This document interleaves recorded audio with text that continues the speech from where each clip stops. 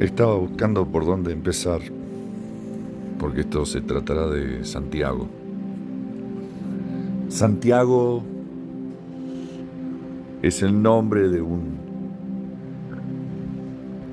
libro de la Biblia, una carta, una misiva.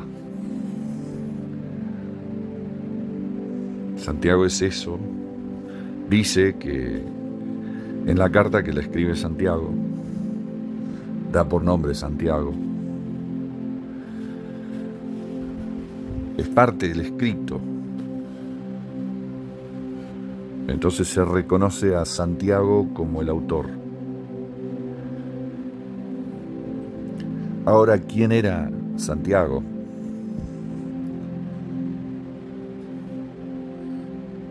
Y el consenso es de que Santiago es ese tercer discípulo, por así decir.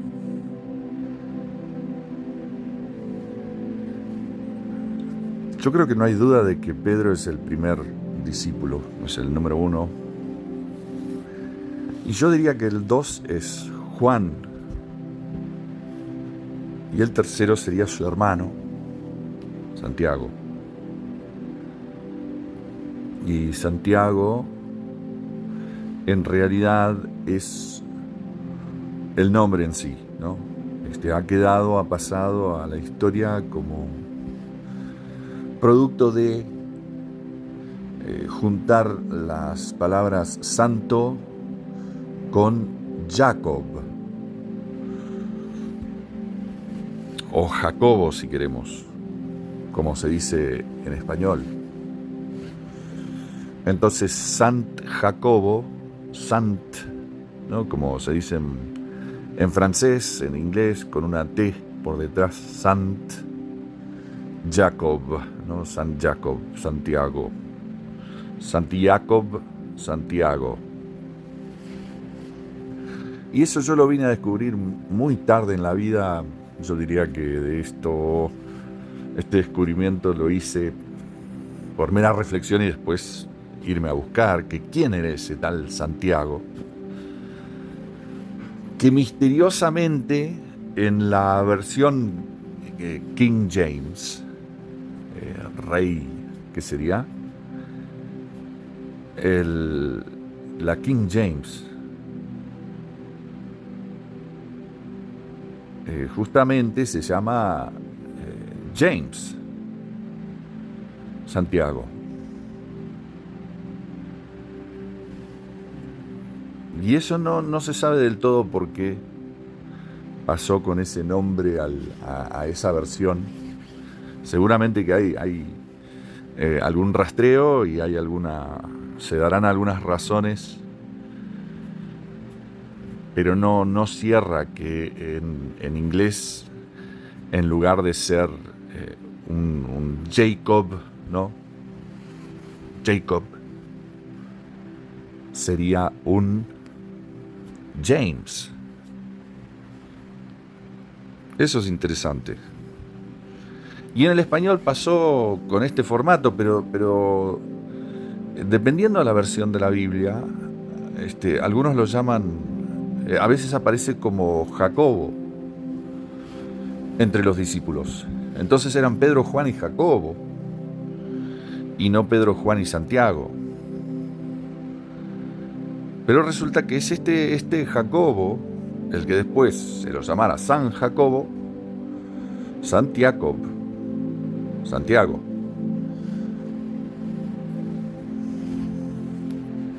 Es un descubrimiento reciente para mí, lo estudié poco, pero lo estudié hasta ahí. Y de eso vamos a hablar, de la carta que muy probablemente, o todo parece indicar, la carta, el legado por escrito que deja a la humanidad este hermano del apóstol Juan y uno de los 3 discípulos más allegados a Jesús, su maestro, su pastor, su guía, su mentor.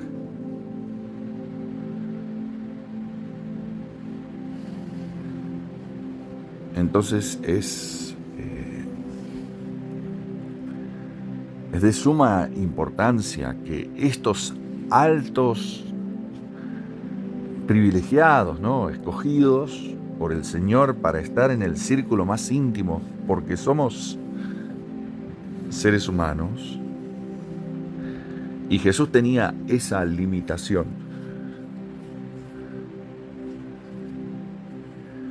Y las cosas más íntimas, la mayor profundidad de cada ser se puede compartir con una, dos, tres personas quizás. Para muchos, para los que tienen familia, para los padres de familia, ese es el séquito y punto. O sea, son una, dos, tres, cuatro personas las que pueden hacer eco de tu enseñanza. Después habrán algunos más que se sumarán y que dirán, sí, también estoy cerca de sus enseñanzas. Puede pasar. Y en el caso de Jesús pasaba. Pero había tres escogidos por él, porque no podía ser de otra forma. Porque si no diríamos que Pedro lo eligió a Jesús. Y Pedro no eligió a Jesús, sino que Jesús lo eligió a él, y ese es el privilegio del que gozaba Santiago, de estar ahí en esa terna de seres que compartían las mayores intimidades, seguramente que eran los que dormían en proximidad uno con otro. Quizás por lo que indica en el Getsemaní, habría un reconocimiento mutuo de estar en actitud de oración, mínimamente. Por no decir que oraban juntos, y ¿con cuántas personas se puede orar?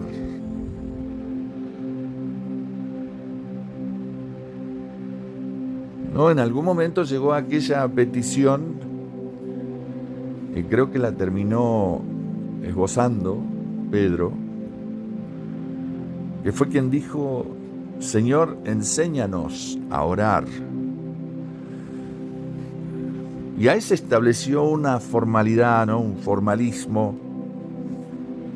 Se dejó una enseñanza documentada, porque esto era una pregunta que tenían todos los seguidores de Jesús.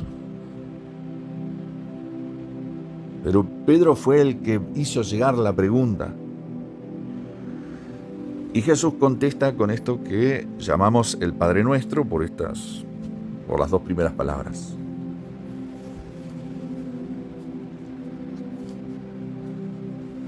Pero después estaban las oraciones, y todos los evangelistas eran testigos, salvo Lucas, evidentemente, pero que después fue y buscó esta información. Los discípulos sabían reconocer los momentos en que Jesús se apartaba para la oración, porque de otra manera, si se apartaba y simplemente documentaban ahí, Jesús se apartaba, quién sabe qué hacía por ahí. No, Jesús se apartaba, y ellos sabían que cuando se apartaba era para orar. Porque seguramente algunos de ellos estuvieron allí. ¿Quiénes son los más sospechosos de haber estado allí compartiendo con un Jesús no del todo apartado, ahora acompañado de unos pocos, y sin ningún problema de frente a ellos elevar su plegaria hacer el intercambio, o si no, simplemente en actitud silenciosa,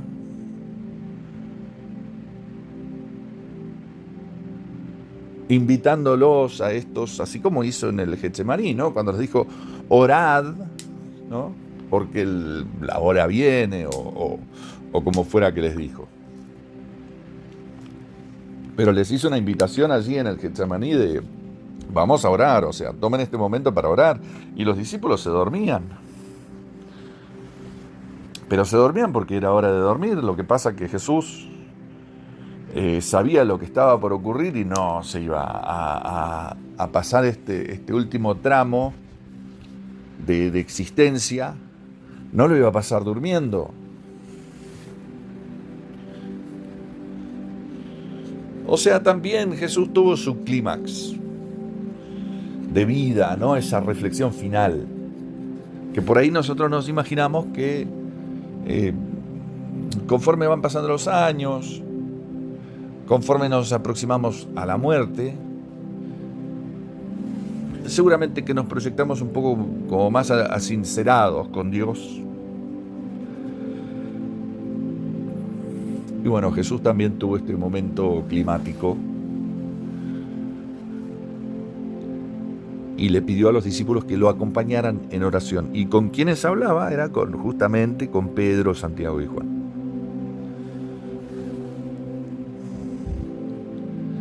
Entonces, esa era la proximidad que tenía Jacob con Jesús.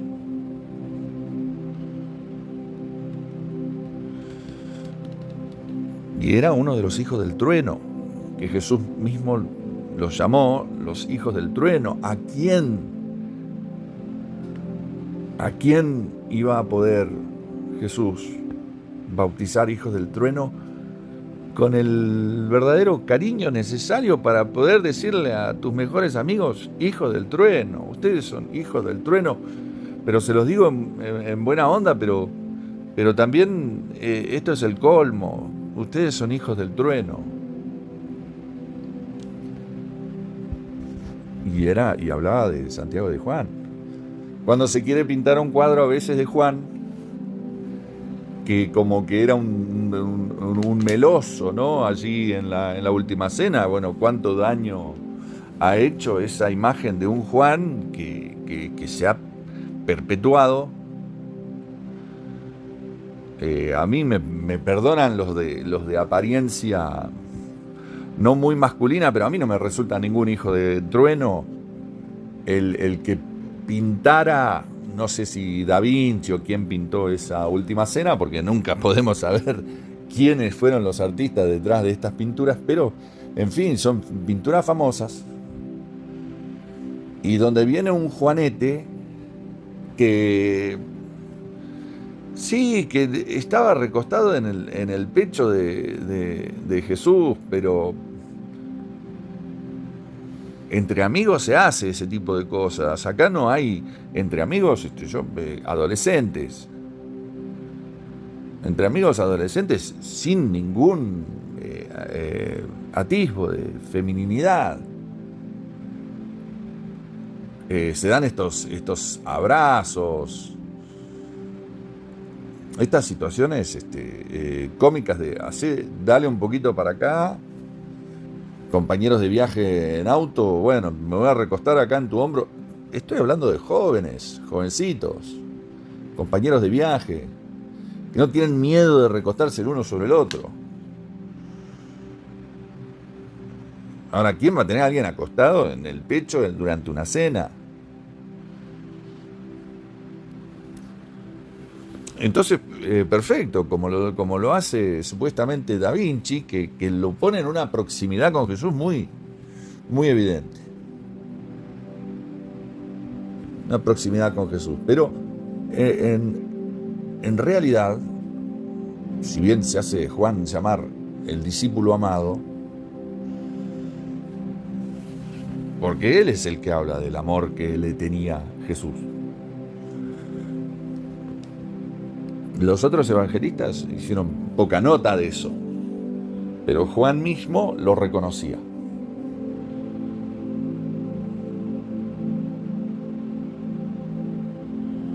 Juan reconocía que era muy amado del Señor.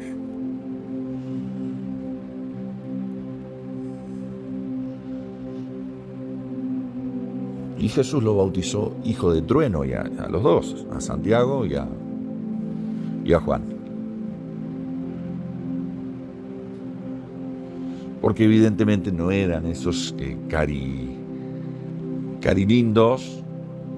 Ninguno de los dos era un carilindo que pintó Da Vinci, sino que seguramente que eran tipos rudos, crudos, valientes, guerreros, a muerte, fieles seguidores. Acá estamos en presencia de seres del calibre del rey David, enfrentándose a gigantes y a osos. Hombres que no le tenían miedo a nada, absolutamente a nada. Fueron a fondo. Ellos creían que iban a morir con Jesús. O sea, desconocían ese momento tan... O sea, el poder de la muerte. ¿No? La muerte, eso que te disuade tanto.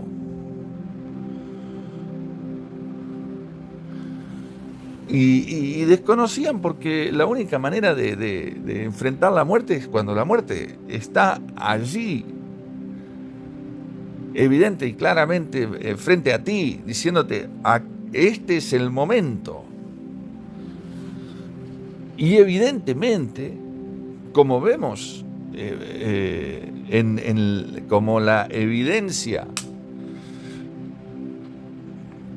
demuestra, ¿no?, lo que queda de estos hombres valientes, que creo que el mejor término es amaban a su maestro,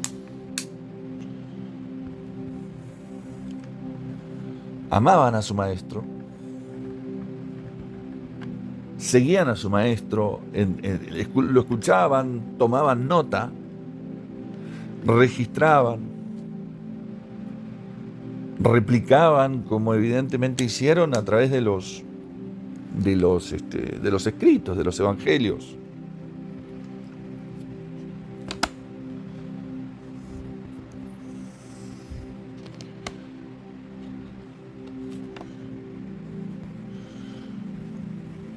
Y estos hombres que creyeron que iban a ir hasta la muerte con Jesús, frenaron un poquito antes, pararon un poco antes. Fracasaron en ese último, o sea, se dieron cuenta de una cosa que desconocían de ellos mismos.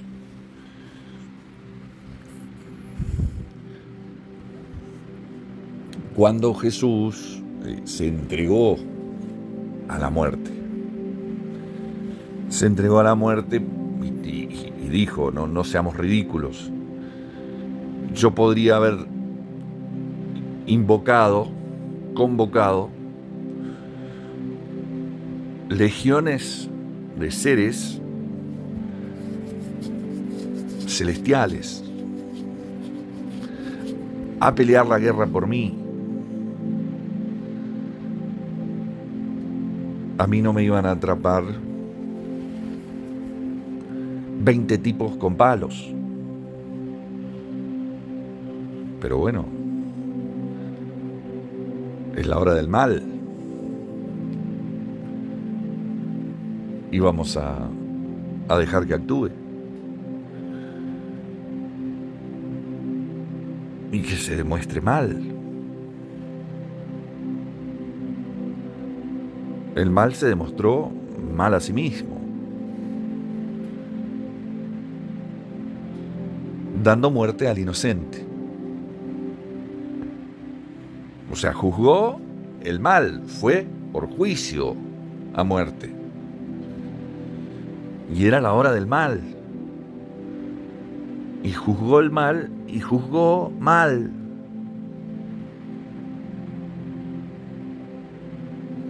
Y dio muerte al inocente.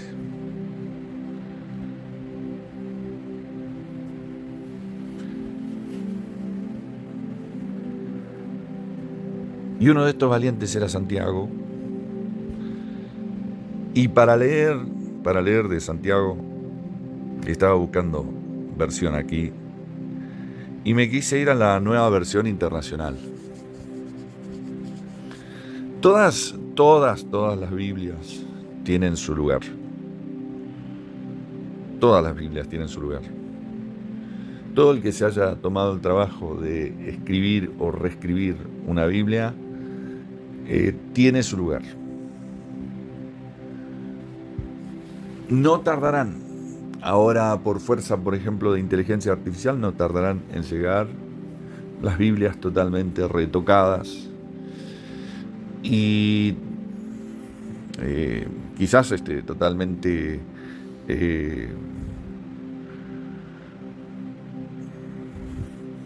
¿cómo las podríamos llamar?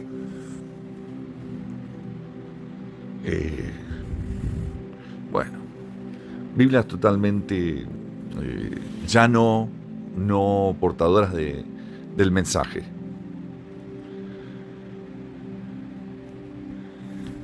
Pero por lo pronto tenemos una colección en español, tenemos una colección de Biblias a disposición, versiones de la Biblia, que tienen su lugar, que nos dejan una buena idea de lo que, en este caso, por ejemplo, de lo que Santiago nos quiso transmitir. Después se puede complementar con otra lectura, pero esta es muy cercana a la manera que nosotros hablamos todavía hoy, o es más cercana a lo que encontraríamos en los libros que se escriben hoy en día o que se han escrito en el siglo XX, con los cuales nosotros nos sentimos más familiarizados, porque como sabemos nuestras lenguas van evolucionando. En esto sí que hay evolución. Las lenguas van evolucionando y en cortos periodos de tiempo hay términos, vocablos que quedan en completo desuso. Creo que uno de los ejemplos más impactantes de esto no proviene del inglés, de la evolución del inglés, pero que es similar o que lleva un ritmo muy parejo con la evolución del español. Sin embargo, se da este incidente muy llamativo, que es el de que la palabra gay, en su momento, la acepción más reconocida, o la primera acepción, era una suerte de contento, ¿no? Alguien que está experimentando algún tipo de buen momento. Alguien que está pasando por un momento de placer. Alegre, podría ser. Alegre, no sé si feliz es mucho, pero alegre. Gay es alegre. Y bueno, pero hoy, queramos o no, esa palabra, si la encontráramos en una versión de la Biblia antigua, obviamente que nos distraería mucho. Eso simplemente para hablar de evolución de la lengua, no de que si es un problema o no leer en la Biblia la palabra gay y poder seguir la lectura con toda naturalidad, reconociendo que la acepción que tiene hoy es totalmente diferente y ya alude incluso a todo este movimiento político. Entonces a veces para evitar ese tipo de la interferencia de lo que ya en una, por ejemplo, Reina Valera ya pasan a ser arcaísmos. Y qué difícil que es leer, entender con arcaísmos, barajando arcaísmos. Pero sí que son interesantísimos, esas lecturas son interesantísimas porque nos hacen buscar a veces significados de palabras, nos hacen profundizar un poquito más. Es casi como leer, por decir de alguna manera, en griego, ¿no? O sea, el mismo ejercicio hay que hacer para leer griego, porque es como irte para atrás en la secuencia lingüística acá. Porque todos sabemos que, en todo caso, lo que se pudiera encontrar en griego precede a lo que encontramos en español.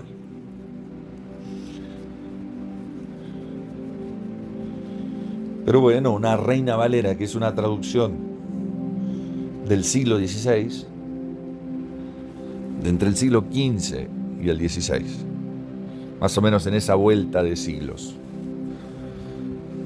Estamos hablando de 500 años y la lengua cambia en ese periodo de tiempo. Entonces no es tan aventurado decir que es casi como si fuera otra lengua, pero que la entendemos perfectamente, pero que nadie habla así, nadie redacta ya en esos términos más que por afección, ¿no? Por afectar el discurso, por una cuestión de llamar la atención.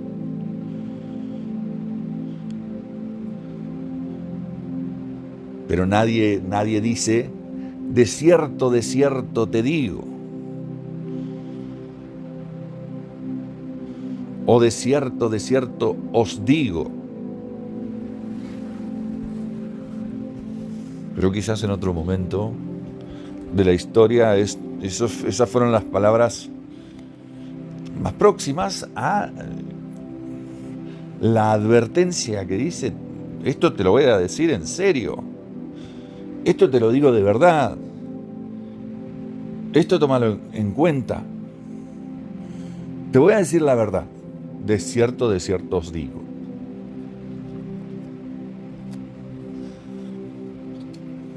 Pero bueno, tampoco se puede desvirtuar tanto. Hay cuestiones que son formulaicas, esquemáticas y que quedan en la historia y tampoco se pueden desvirtuar, porque la lengua a veces evoluciona hacia, o sea, surfea modas.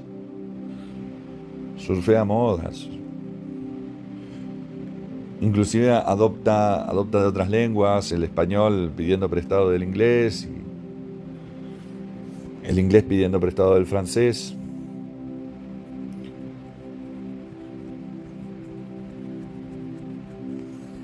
Pero bien. Entonces la nueva versión internacional fluye un poquito más. Y arranca diciendo: Santiago, esto es un saludo de su parte. Y se identifica como Santiago. Santiago, siervo de Dios y del Señor Jesucristo. Escribo a, no dice eso la Biblia, pero escribiéndole a las 12 tribus que se hallan dispersas por el mundo. Recordemos que Santiago los conocía a los hebreos de las 12 tribus de oídas, porque las 12 tribus estaban alejadas físicamente de donde él vivía, si bien acudían fieles a Jerusalén durante las fiestas.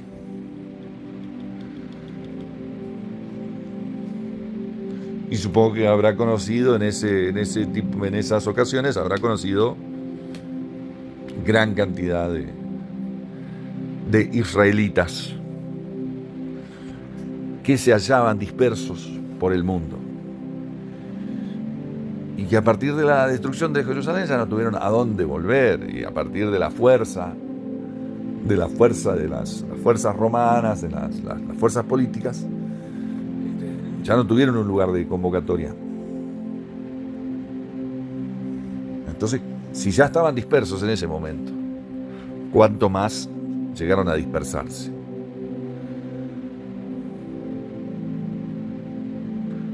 Y Jacob expresamente le escribe a estos colegas suyos.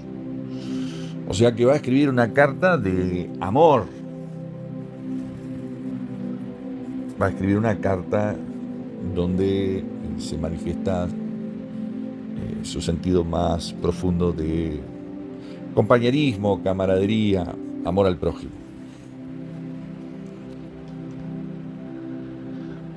Saludos, les dice. Saluda a las 12 tribus. Y entonces arranca con recomendaciones. Son pequeños consejos, el modo, el testimonio de Jacob, este discípulo muy cercano a Jesús. Su legado fue dejar una serie de consejos de temas variados. De todas maneras hay una cierta cohesión en todo su escrito, que si bien es un libro variado, tiene algunos puntos más a los que le da más importancia que a otros. Pero arranca de la siguiente manera. Dice: hermanos míos, considérense muy dichosos cuando tengan que enfrentarse con diversas pruebas. Eso es lo primero. Te están pasando cosas. Te es adverso el mundo, la experiencia, lo que estás viviendo. O sea, estás chocando contra paredes ideológicas, filosóficas, éticas, morales, espirituales. Estás chocando contra... Te estás apartando de ciertos seres y acercando a otros, te han dejado de lado, te empujaron, te corrieron, como dicen en algunos países, te corrieron del trabajo, te echaron del trabajo, fuiste despedido, estás pasando un padecimiento físico, estás con alguna enfermedad. Hermanos míos, siéntanse dichosos. Es el consejo de Jacob, ¿no? Yo casi no me atrevo a repetirlo, porque digo, yo no quiero que me odien a mí. De que mi hermano me llama por teléfono y me dice: me duele la pierna, que no me aguanto más, tengo el oído que me explota, se me cayeron todos los dientes. Y yo difícilmente voy a ser aquel tipo que le dice: bueno, sentite dichoso, hermano querido. Mirá cuánto el Señor te está considerando, que está sometiéndote a diversas pruebas, te está puliendo.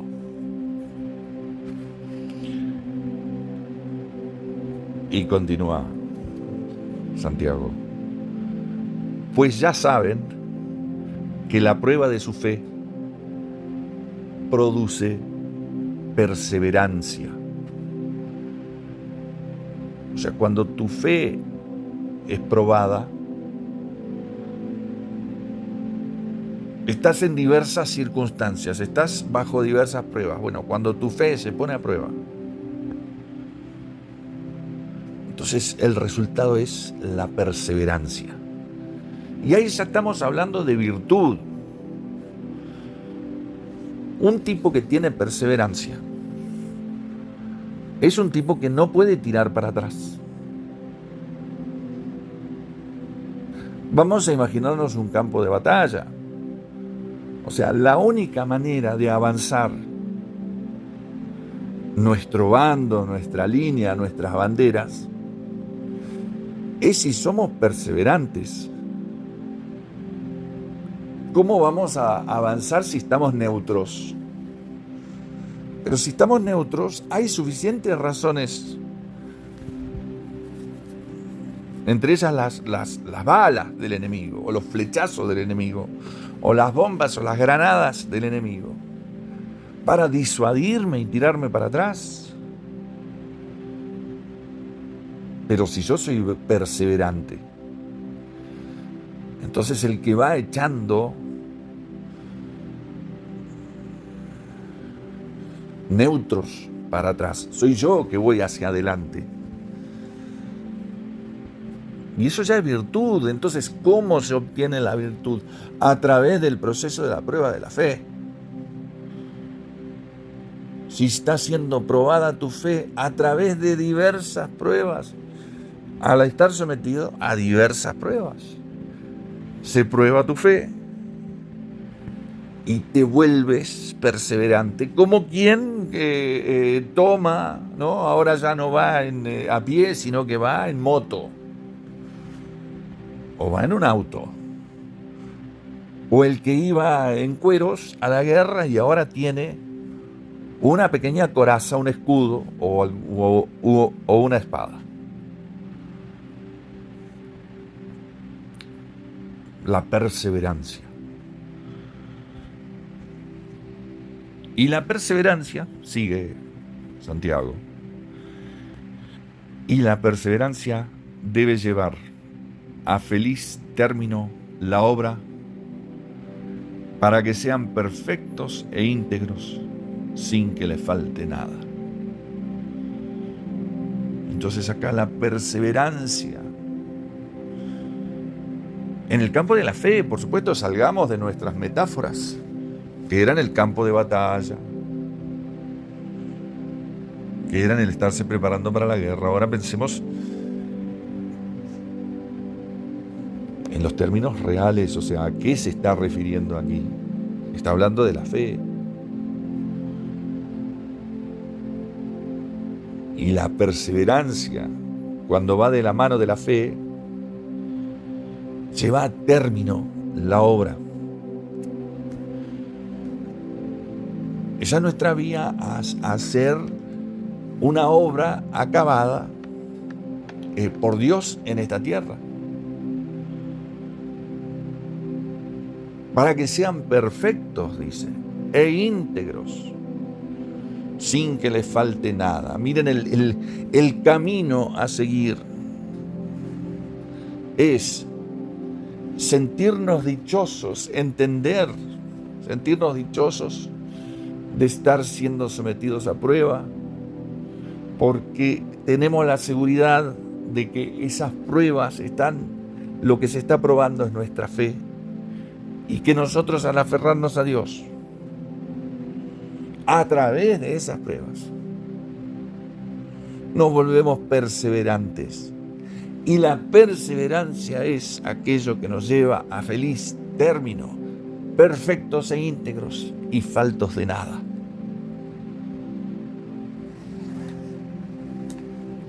Primera cachetada del Señor Jacob hacia nosotros. ¿Saben por qué les están pasando estas cosas, muchachos? ¿Lo sabían ustedes? No, ustedes no. Pero ustedes no fueron alumnos del maestro, no estuvieron al lado del maestro como yo tuve el privilegio de estar. Y como yo tuve el privilegio, yo les puedo decir por dónde viene la mano de la prueba a la que estás siendo sometido. Viene por el lado de que tu fe sea real para ti mismo.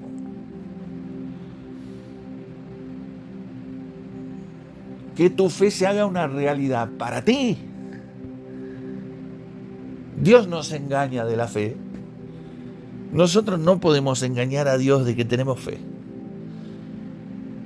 Pero a través de las pruebas nosotros podemos demostrarnos a nosotros mismos de que no la bancamos, porque al final sabemos que Dios está al control de la situación. Es dura la prueba, es dura la prueba.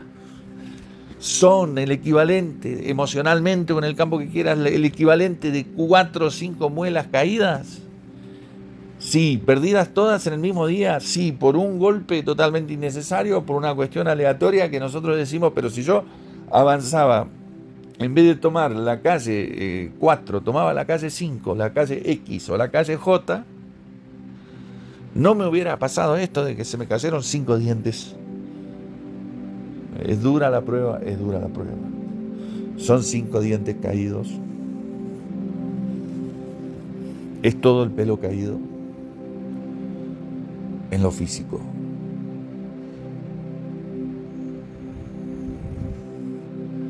Perdí el trabajo y me enfermé. Dos juntas, porque si no me hubiera enfermado, me levanto y salgo a trabajar al día siguiente. Me encuentro otro trabajo, pero el día que me despidieron, ¿con qué me voy a levantar si estoy que no me puedo ni levantar de la cama? Es duro el cachetazo, es dura la prueba. Es dura la prueba. ¿Está Dios jugando ahí como a la marioneta con nosotros? ¿O simplemente estamos respondiendo a las reglas del juego? O sea, si nos despidieron porque robábamos, bueno, tenemos algo que aprender.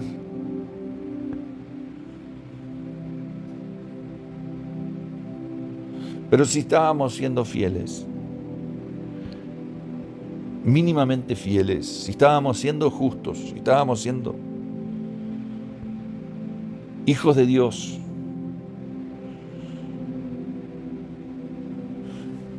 y nos sacaron del trabajo, pues es una perfecta demostración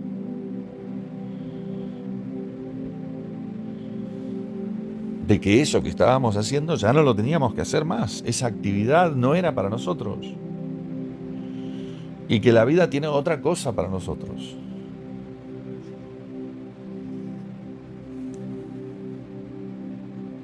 ¿Y está la seguridad del siguiente cheque? No, no está la seguridad del siguiente cheque. Y encima me enfermé. Son duros momentos que se pueden atravesar. Cada uno tiene el suyo, el que necesita. Porque está aquel al que lo pueden despedir del trabajo 10 veces. Y no será una prueba para él. Pero tóquenle otros aspectos de su vida.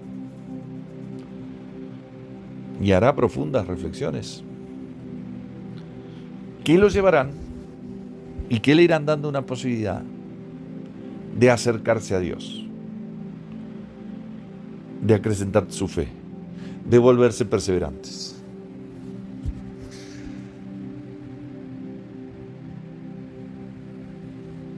Siguiente consejo, siguiente meditación de Santiago.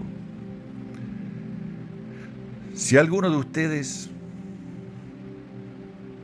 si a alguno de ustedes le falta sabiduría, pídasela a Dios y Él se la dará.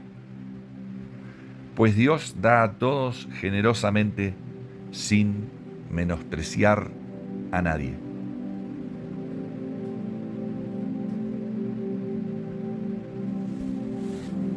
Y lo siguiente que tenía Sant Jacob para decirnos, él había estado a los pies del maestro. Fíjense y no lo dice. Fíjense que cuando Pablo habla de su formación, tiene que citar a Gamaliel, a un maestro muy, muy limitado comparado con Jesús. O sea, Sant Jacob estuvo a los pies de Jesús, no a los pies de Gamaliel. Y estando a los pies de Jesús, aprendió un secreto que no es ningún secreto porque lo está revelando. Lo está revelando acá. Y desde que lo revela acá no es ningún secreto. Pero ¿por qué va a decir esa barbaridad Santiago? Si no fuera una verdad. O sea, ¿qué tipo de crueldad es esa?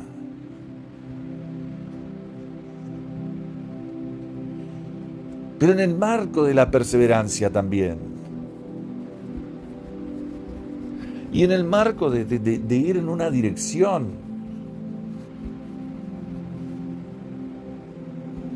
Porque si yo me estoy tratando de capacitar, de volverme sabio en una mentira, pues esa sabiduría no la va a dar Dios. Por ejemplo, si yo estoy contemplando el campo de la metafísica y llego a la conclusión de que la creación de Dios es toda una ilusión, es todo un trabajo dentro de mi mente. Metafísicamente,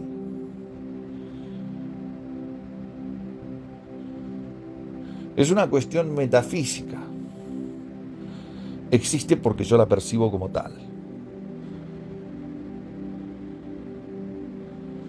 Negando la narrativa bíblica, el Génesis 1, donde menciona materialmente la creación, es toda la creación, toda, absolutamente toda la creación, salvo el hombre, es creación material que se hace en ausencia del hombre. El hombre es el último, es la corona de la creación, es el último en aparecer. ¿De qué manera puede depender de la percepción del hombre la materialidad? O sea, el estudio, la profundización en la metafísica, que corre en esta dirección que acabo de mencionar. ¿No? Que también podemos hablar del espacio que hay entre electrones y neutrones, entre los subcomponentes del átomo, entre los componentes del átomo, las partículas subatómicas. Y entonces debemos concluir que materialmente no existimos, o que materialmente somos mayormente espacio, y que el conjunto de nosotros mismos son simplemente es electromagnetismo, o sea, somos, en fin, o sea, son todas corrientes que van a dar van a desembocar al mismo punto. Y son negaciones de Dios. O sea, la metafísica es principalmente un vehículo para desacreditar a Dios. Entonces, Dios no te va a dar esa sabiduría. O sea, es que esa es una antisabiduría. Es todo lo contrario a la sabiduría, ser un erudito en metafísica. Es estar despojado de cualquier sabiduría.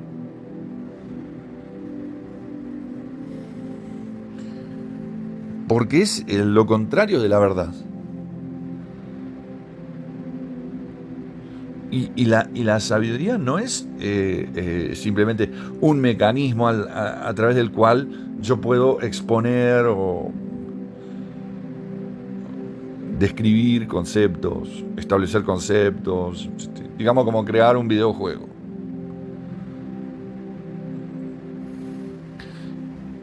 O sea, el juego cualquier videojuego, ¿no? De estos con ciertas reglas.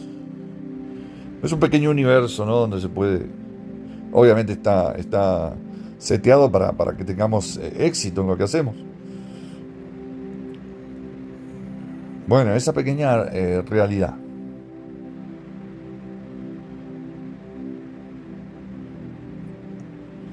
El metafísico es un sabio que va creando, articulando un universo coherente.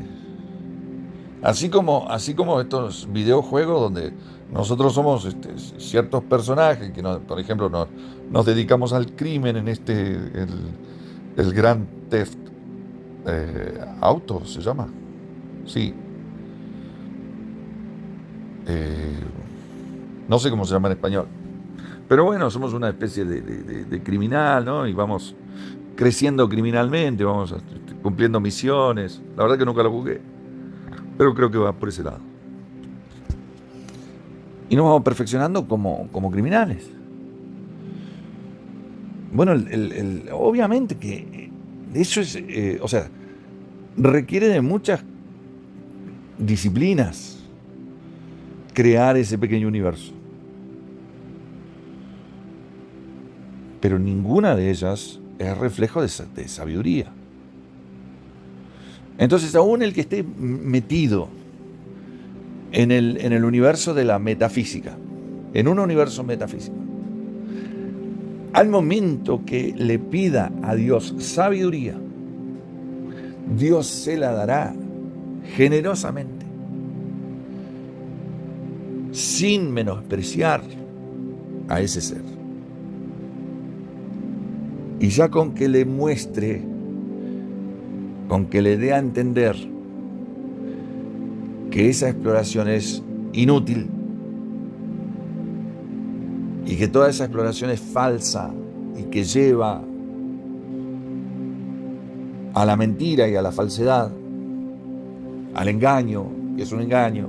Bueno, ya le dio sabiduría, ya le dio mucha sabiduría. Le dio toda la sabiduría que necesitaba para abandonar ese campo de exploración y volverse a Dios. Es que la única sabiduría que puede dar Dios es la que te vuelve a Dios o te acerca a Dios. Si ya te ha vuelto a Dios, bueno, ahora te acerca y cada vez más. Y eso no lo niega. Ay, pero yo soy malísimo para las matemáticas. Adelante, amigo. Adelante, porque las matemáticas no son lo tuyo, no te preocupes. Porque Dios no te está llamando para sacar cuentas. En tu caso, a otro habrá llamado para sacar cuentas. Pero no es el caso tuyo. Pero saber la raíz cúbica no es estar más cerca de Dios, ni es ninguna sabiduría.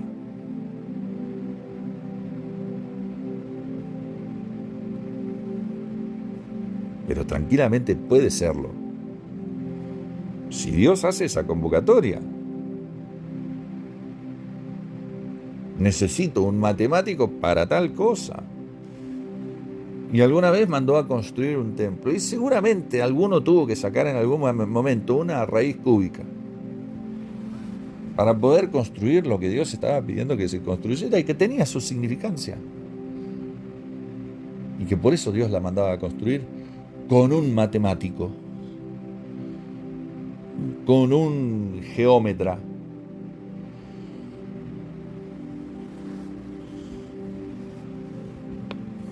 con un artesano.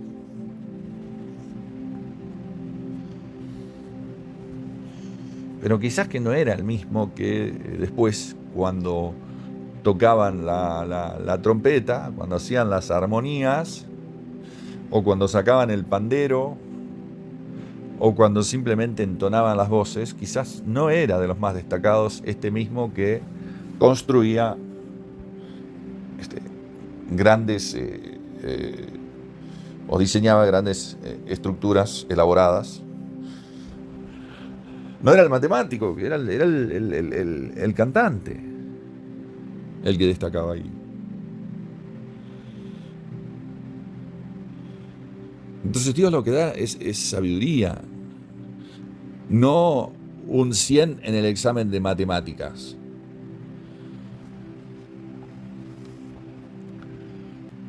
Por otro lado,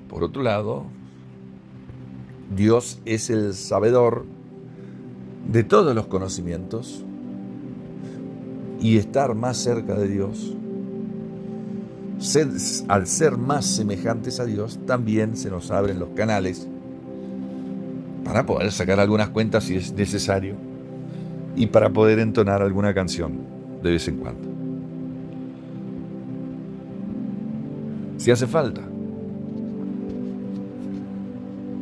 Pero la sabiduría siempre es esta misma que se va alcanzando a través o siguiendo la misma inercia de aquello que nos trajo la perseverancia, o sea, el acrecentamiento de la fe.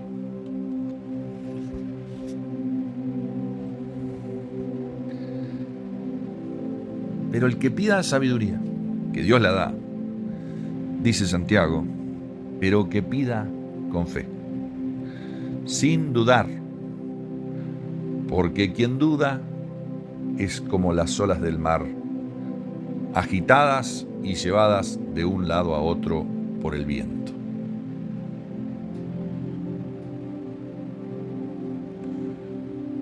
Por eso es en el camino de la fe. Porque el que quiera acrecentar supuestamente su sabiduría en la dirección equivocada,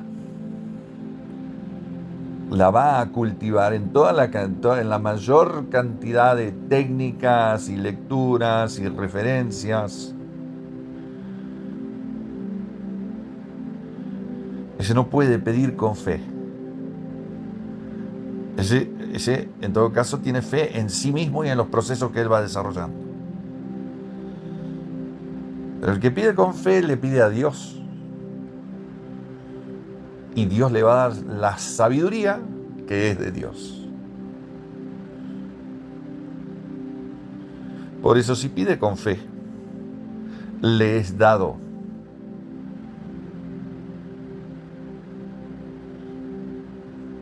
Pero el que duda no recibe la sabiduría. Y lamentablemente sigue en ese vaivén constante de un nadie y de un nada. Y es triste el destino del hombre lejos de Dios. Realmente es todo inútil.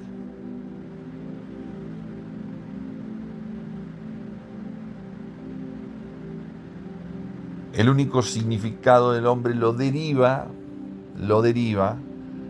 a los pies del Señor.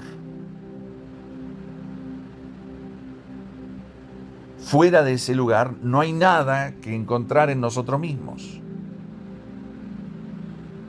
Pero nos es todo reconocernos hijos de Dios, lo cual Él nos llamó.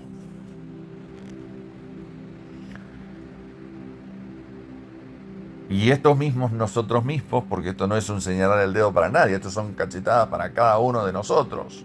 ¿Por qué va a incluir esto aquí Santiago? ¿Simplemente por condenar a alguno que no sea el lector? ¿O para que el lector haga su reflexión y diga, yo acaso, Señor, soy yo el que anda como las olas del mar agitadas y llevadas de un lado a otro por el viento?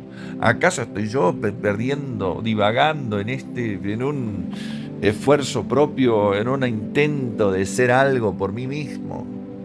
¿Acaso soy yo? Y acá nos sigue describiendo a nosotros mismos cuando estamos en esa actitud de despreciar la fe, o sea, ponerla en un segundo plano, que confiar en nosotros mismos. Entonces, quien está en esa actitud de confiar en sí mismo, dice, quien es así, no piense que va a recibir cosa alguna del Señor. Porque claro, en ese vaivén, o sea, ¿qué te puede dar el Señor? Es que está el dicho te va a dar soga para que te ahorques. Nos va a dar soga para que nos ahorquemos. No, Dios no te va a dar soga, porque todo lo que te pueda dar Dios es una soga para que te ahorques. Entonces, de alguna manera se repliega y en todo caso deja que tus miserias, ¿no?, te lleven a momento de prueba, al momento de la prueba, y prueba tras prueba. Y de acá podemos hacer el reciclaje y volvernos al versículo 2 y decir, hermanos míos, considérense muy dichosos cuando tengan que enfrentarse con diversas pruebas. Entonces, el Señor no le va a dar nada al que está a merced del viento.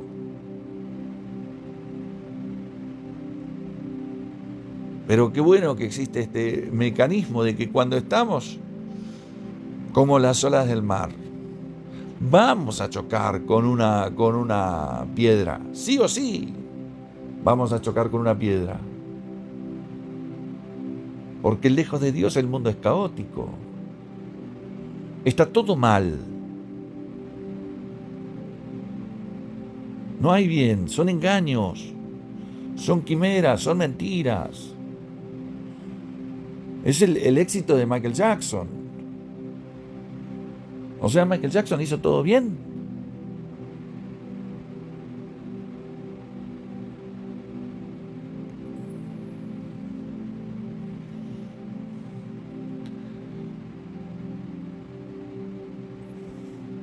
Porque si vamos a decir, bueno, Dios le dio dinero a Michael Jackson. No, soga para que se ahorque.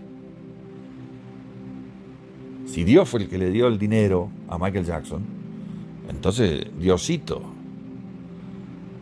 Usted dice que no le da nada al que está sometido al viento, pero le da dinero a Michael Jackson. Eso es soga para que se ahorque. O sea, usted lo mandó a ahorcar en su propio dinero. No, pero esa vida de la cual el dinero formaba parte, era una vida que lo llevaba por una serie de situaciones adversas, proporcionales a su fama, a su dinero. Dichoso Michael Jackson cuando era sometido a estas pruebas, porque a partir de esas pruebas ibas a pulir tu fe. No sé si Michael Jackson alcanzó a hacer el ciclo completo de esto, si alcanzó la perseverancia y se fue en perfecto conocimiento del Señor. Probablemente sí.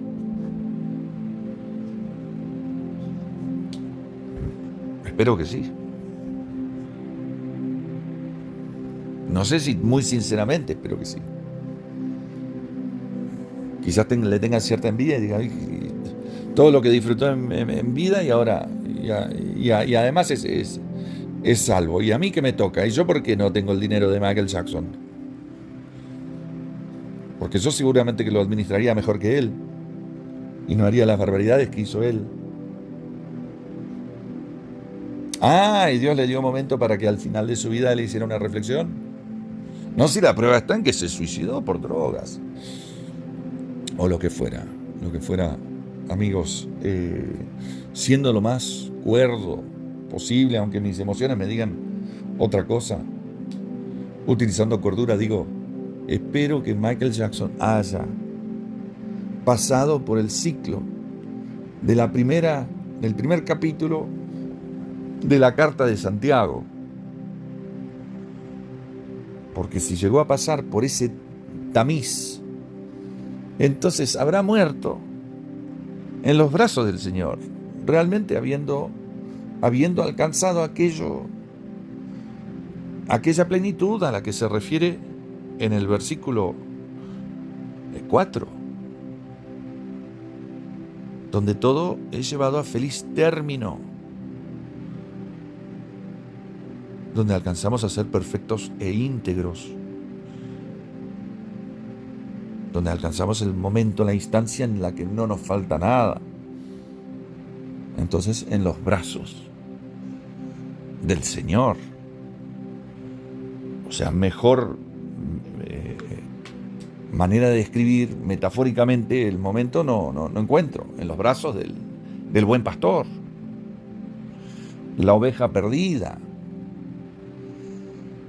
O sea, no cometamos el error de pensar que cuando Jesús enseñó sobre la oveja perdida, esa oveja perdida no éramos cada uno de nosotros, incluido Michael Jackson. Éramos cada uno de nosotros. O sea, ¿de qué nos sirve pensar que nosotros somos una de las 99 ovejas?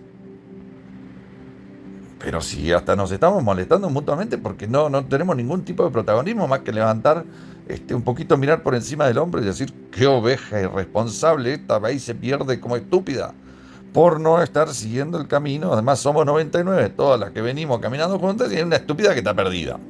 Se habrá perdido por andar distraída, no se fija, no. Eso no importa, esa historia no importa, amigo.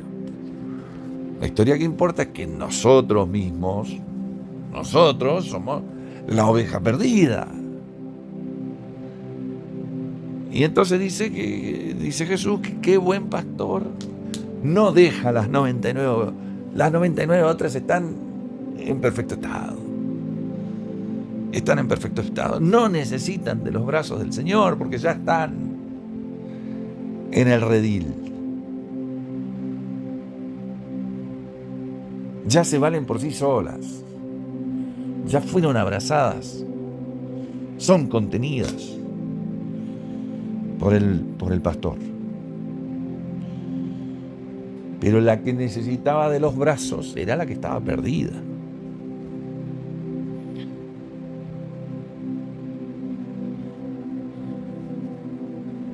Entonces eso nos lleva del versículo 7 o del versículo 8 al versículo 2. Nuevamente empezamos. Dichosos siéntanse cuando están allí perdidas, y cuando se sienten que están perdidas, y cuando están quizás atrapadas, la lana se les quedó prendida de un espino, y están inclusive brotando pequeñas gotitas de sangre. Y oveja dichosa eres en ese momento, porque significa que los brazos del Maestro están a punto de tomarte, de abrazarte.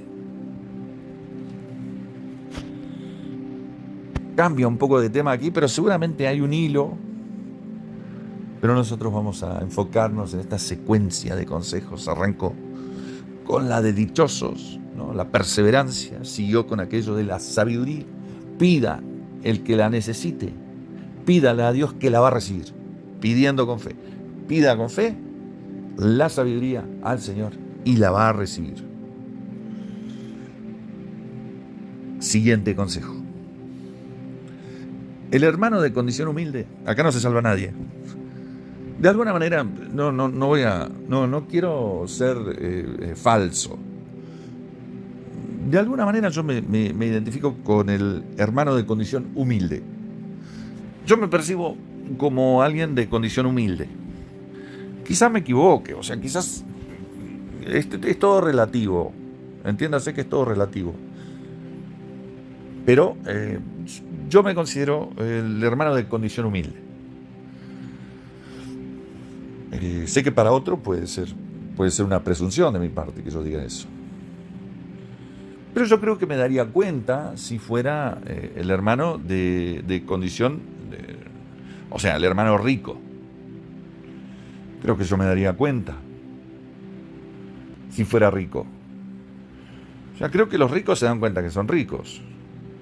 Y los que no son ricos son de condición humilde. Porque lo del medio es una tontería. O sea, o se es rico o se es humilde. Están esos dos. Entonces, el hermano de condición humilde debe sentirse orgulloso de su alta dignidad. Y es verdad. Los hermanos de condición humilde tienen alta dignidad. Siéntanse orgullosos de eso.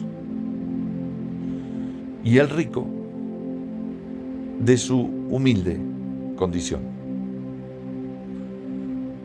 El rico también sepa aceptar lo que le toca. Desconozco la experiencia del rico, o la conozco muy de oídas, pero hoy mencionábamos a Michael Jackson.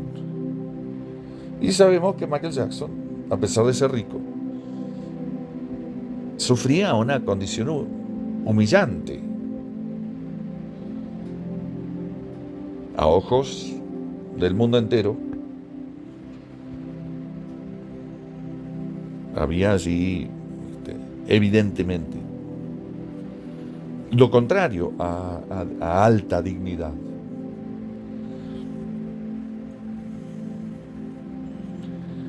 Dice aquí, porque el rico pasará como la flor del campo.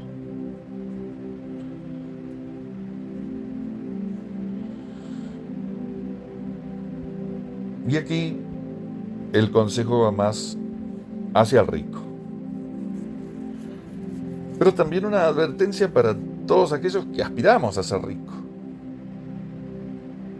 Que somos un gran número de mal llamados seguidores de Cristo. En realidad estamos en pos de las riquezas. Y quizá por eso la advertencia sí, aquí, porque el rico pasará como la flor del campo. O sea, eso es tanto lo que estamos buscando, lo que va a pasar como la flor del campo. El sol cuando sale seca la planta con su calor abrasador. A esta se le cae la flor y pierde su belleza. Así se marchitará también el rico en todas sus empresas. A esto aspirábamos. Ojo, es la advertencia. Le pareció importante a Santiago hacer hincapié en esto. Cambia de tema. Dichoso el que resiste la tentación, porque al salir aprobado, recibirá la corona de la vida que el Señor ha prometido a quienes lo aman. Resistir la tentación, un ejercicio. A ver, porque el pecado no es la tentación. Cuando estamos a la vera de actuar, vamos a poner un ejemplo muy básico, muy práctico, muy real, con el que todos nos podemos identificar y que por lo tanto, no sé si podamos llamar pecado, pero usémoslo como metáfora. Vamos a decir que el pecado es comer chocolate. Que no lo es, no lo es. Pero vamos a decir metafóricamente. Entonces, aquí habla de resistir la tentación. Ya no hace falta explicar mucho más. Pero aquí nos dice que quien hace ese ejercicio, porque el pecado no es ver que el chocolate está allí sobre la mesa. El pecado no es tener la conciencia de que si voy hasta la mesa, puedo tomar chocolate y ponérmelo en la boca. El pecado es comer el chocolate. Y quizás como nos conocemos muy bien a nosotros mismos, podemos llegar a decir que el pecado ya empieza cuando yo me acerco al punto que puedo oler el chocolate, porque de esa olfateada al chocolate en mi boca hay 1 milímetro de distancia. O sea, muy poca posibilidad de resistir. Entonces ya el pecado puede ser oler. Mirar, si se quiere. Mirar hacia el chocolate. Tranquilamente puede ser ese el pecado, porque me doy cuenta que cuando estoy mirando hacia el chocolate estoy ya con la intención de ir y olfatearlo, y de olfatearlo ponérmelo en la boca. Sea cual fuere el pecado, nosotros lo vamos a dejar en el punto de que, para hacer este ejercicio, de que el pecado es comerse el chocolate. Y aquí nos dice, dichoso el que resiste la tentación, es decir, el que ya se paró ahí y dice, ese chocolate en mi boca es el deseo que tengo en este momento. Pero ahora lo resiste. Hace un ejercicio. Toma un paso, es un paso material que podemos dar nosotros. Es un paso casi físico. Y a veces será un paso físico. Por ejemplo, si la pelea es dirigirme o no dirigirme hacia el chocolate. Y doy un paso físico en la dirección contraria, empiezo a caminar en la dirección contraria. Para que cuando quiera acordar yo esté a 400 metros de ese chocolate. Pero tranquilamente puede aparecer un chocolate ahí a 2 metros mío.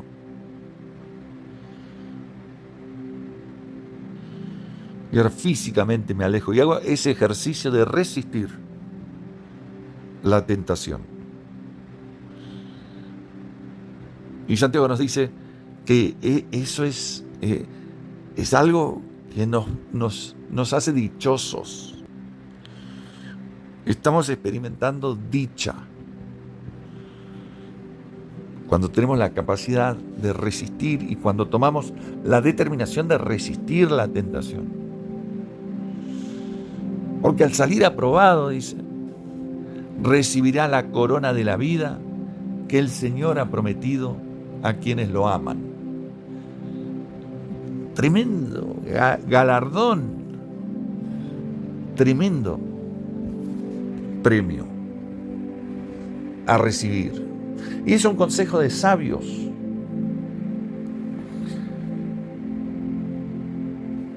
Que nadie, al ser tentado, diga, es Dios quien me tienta. Volviendo a esto de que si Dios está ahí con los hilos, que nosotros somos marionetas. No es así, nos enseña Santiago, porque algunos podríamos pensar esto. O sea, Santiago reconoce que este es un pensamiento que puede nacer en nosotros. Es Dios el que tienta, finalmente. Dios me pone el queso adelante para después tirarme la trampera en la espalda, quebrarme la columna. Y Santiago nos enseña que no es así. Dice, porque Dios no puede ser tentado por el mal, ni tampoco tienta Él a nadie. Todo lo contrario. O sea, lo que ocurre es lo contrario a este concepto. Y aquí nos dice cómo es. Cada uno es tentado cuando sus propios malos deseos, esos existen en nosotros. Amigos, es el universo en el que vivimos. Dios lo creó, pero no lo absolutió.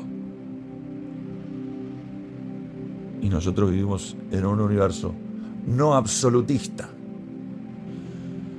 sino que vivimos en un universo que tiene una falla. Es un universo caído, del cual estamos siendo rescatados. O sea, Dios mandó a su Hijo para sacarnos de esta realidad y traspolarnos a la otra realidad, a la perfecta. Y acá Santiago nos está comentando cómo sucede eso.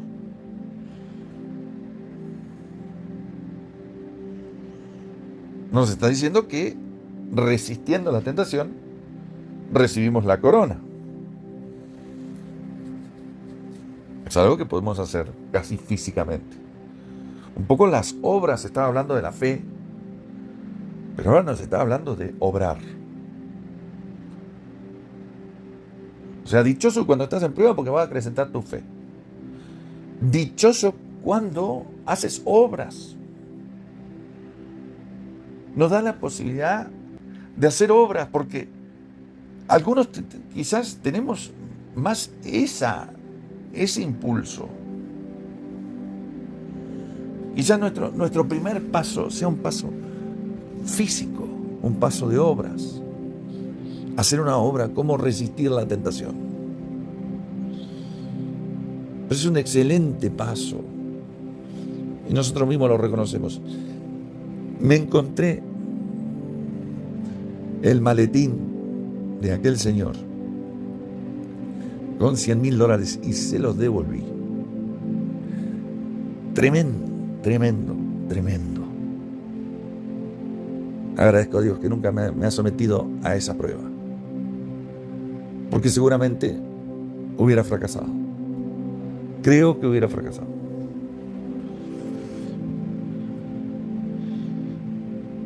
Pero qué grande para aquel que pudo resistir la tentación. Qué tremendo. Será coronado.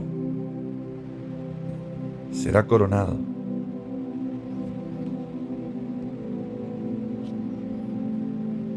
Con la corona de vida que el Señor ha prometido a quienes lo aman.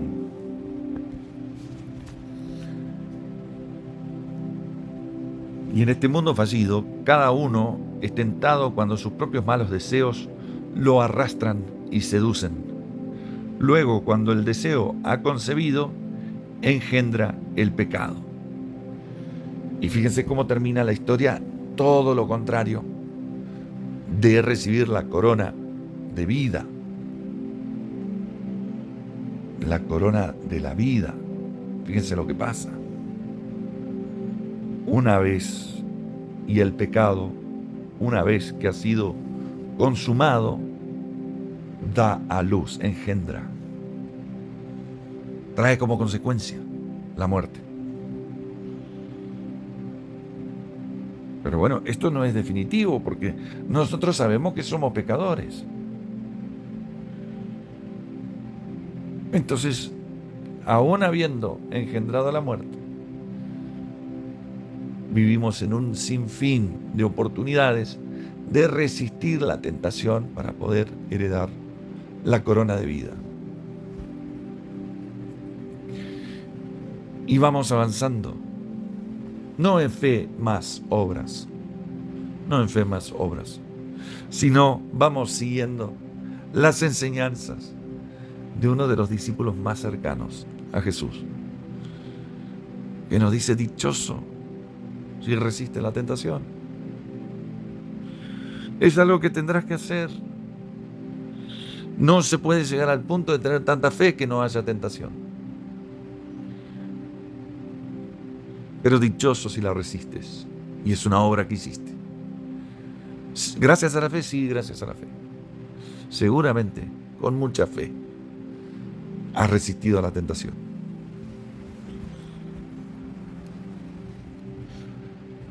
Mis queridos hermanos, no se engañen. Toda buena dádiva y toda perfecta bendición descienden de lo alto, donde está el Padre que creó las lumbreras celestes y quien no cambia ni se mueve como las sombras. Por su propia voluntad nos hizo nacer mediante la palabra de verdad para que fuéramos como los primeros frutos de su creación.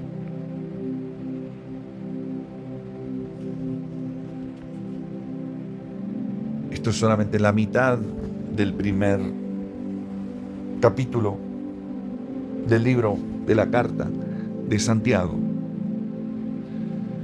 Es una secuencia de consejos que seguramente tienen un hilo conductor muy fino, pero que aún no he descifrado ese hilo conductor. La lectura es muy provechosa, saltando de punto a punto.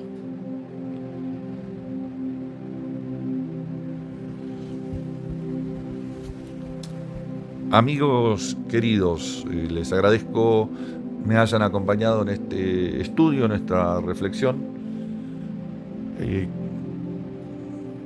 Me surgió sentí la necesidad de hacer una lectura muy pausada del libro de esta porción del libro de Santiago, porque me encantaría comprometerme a continuar la lectura, pero de alguna manera simplemente estoy haciendo una muestra de una técnica de lectura,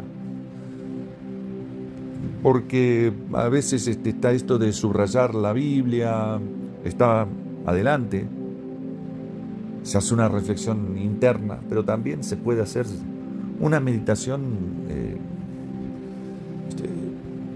conversada, ¿no? Discursada,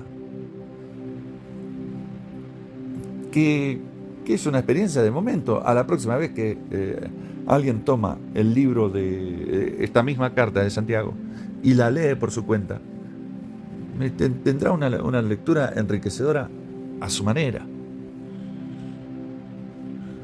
Pero qué sé yo, de aquí se puede rescatar que no tiene mucho, no se saca mucho provecho de una lectura que busca simplemente hacer un recorrido de los ojos por cada una de las palabras que aparecen en un capítulo, sino que se debe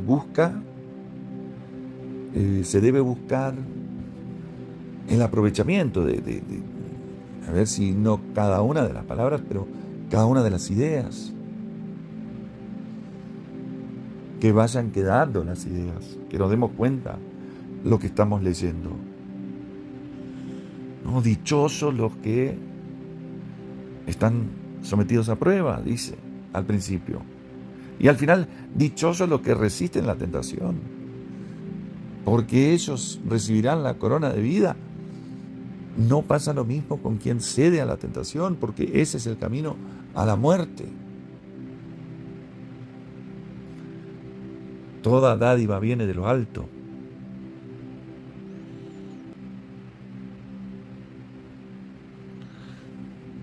Y en lo alto está el Padre.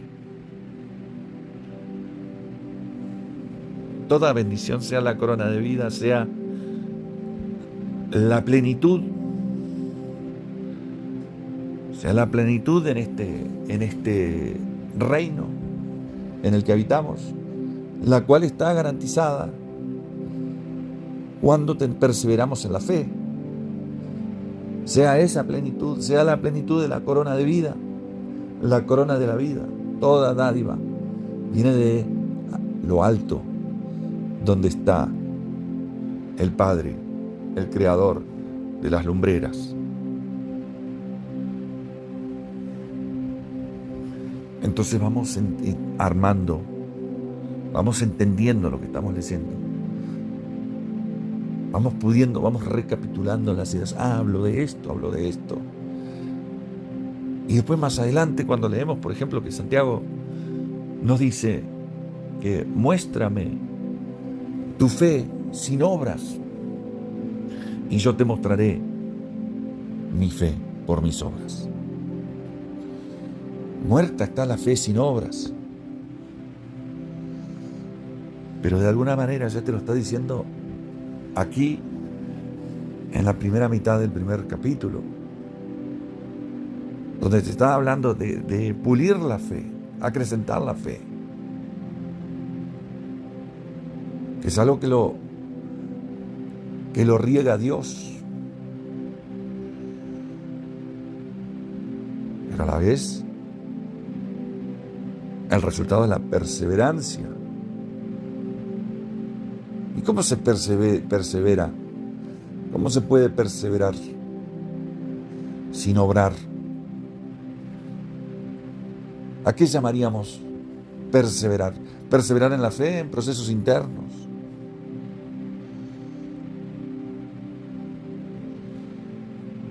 Cualquier disciplina. Si nos ponemos a orar 3 veces al día, es perseverancia, pero es obra. Es obra. Entonces ya nos lo está diciendo aquí.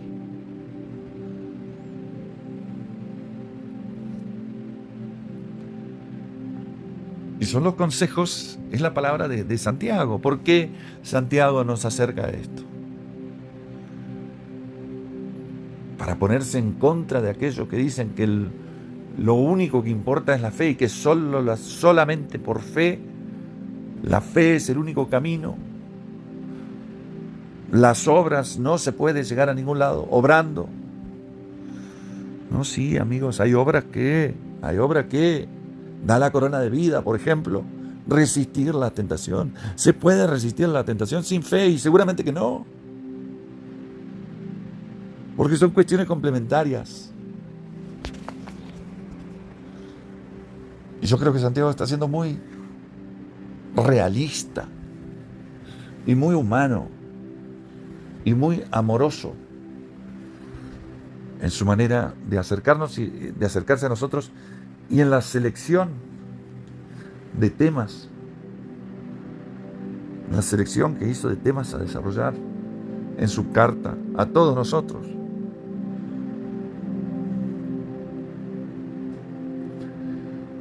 Y nos pinta cuadros altamente esperanzadores. El camino de la perseverancia lleva a la plenitud física y el camino de las obras lleva a la plenitud en el más allá.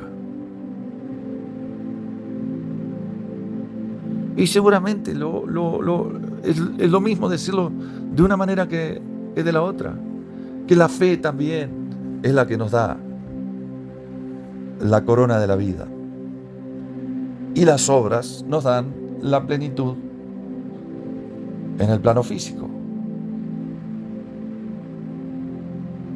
Las obras también nos llevan a la perfección, a perfeccionarnos.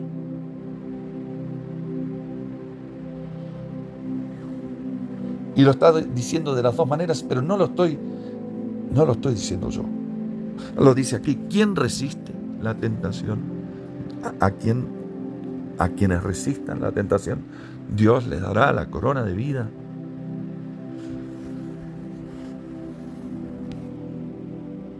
¿Es posible hacerlo sin fe? No lo creo. Pero es posible que la fe, que teniendo fe no obremos, de cierta manera tampoco es posible. Amigos, si tenemos los frutos de la fe, si somos perseverantes, si nos llegamos a la perseverancia, obraremos. Las obras son parte de la perseverancia. ¿Qué otra manera hay de medirlo? Y esto no es para hacer teología, son consejos de alguien que con amor dejó un legado para sus hermanos, transmitiendo desde los pies de su Gamaliel, que fue Jesús. De los pies de Jesús hacia nosotros estas palabras. Nuevamente agradezco me hayan acompañado. Mando un abrazo fraterno, ósculo sagrado